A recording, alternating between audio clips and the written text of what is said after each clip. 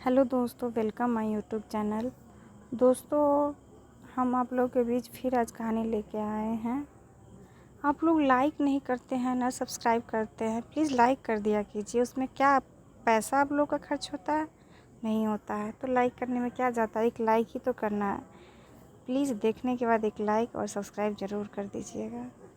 तो ठीक है, आज की कहानी का शीर्षक है उपदेश से करनी भली। तो कहानी कुछ इस प्रकार से है।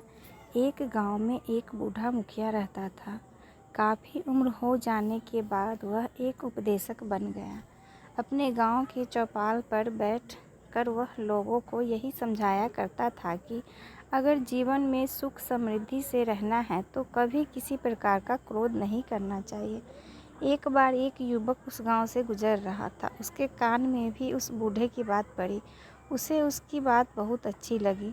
उसे उस बूढ़े से मिलकर कुछ और बात करने की उत्सुकता हुई। तो उसने बूढ़े से फिर पूछा, बाबा, जीवन में शांति से रहना है तो क्या करना चाहिए?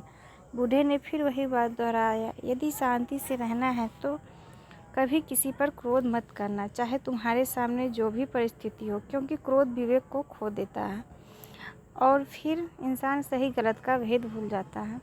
युवक ने पूछा, जी क्या कहा आपने? मैंने कहा कि तुम जीवन में कभी किसी पर क्रोध मत करना। युवक ने बात नहीं सुनने का नाटक किया और फिर पूछा, जी मैंने सुना नहीं, क्या करना चाहिए?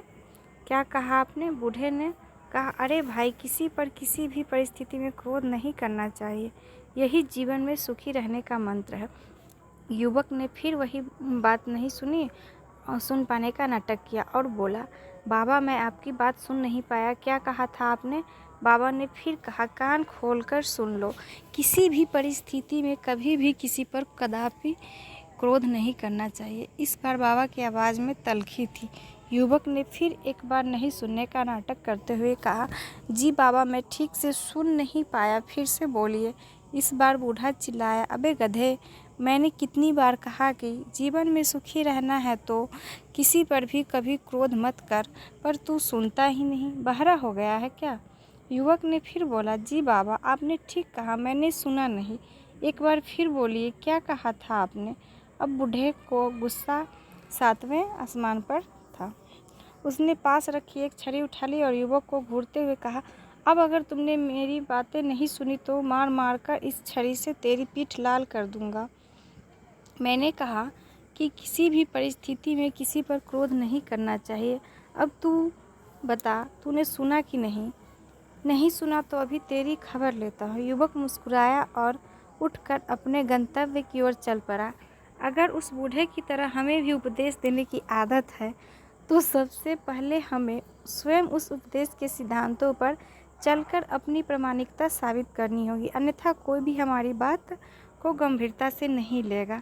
यदि कोई असफल व्यक्ति लोगों को सफलता के मंत्र बताने लगे तो उसका उपहास तय है। यदि कोई सिगरेट पीने वाला व्यक्ति धूम्रपान से होने वाली बीमारियों का प्रवचन देने लगे तो उसके दोस्त मित्र ही उसकी हंसी उड़ाने का मजाक कोई अवसर नहीं छोड़ेंगे। हमारी यही तो परेशानी है कि हम हमेशा दूसरों को सुधारने में लग जाते हैं और खुद पर वह बात लागू नहीं करते। इस कहानी से हमें यही शिक्षा मिलती है कि हम जो चीज़ दूसरे से उपेक्षा करते हैं, उम्मीद रखते हैं, वो चीज़ पहले खुद पे लागू करना चाहिए, तभी सही होगा।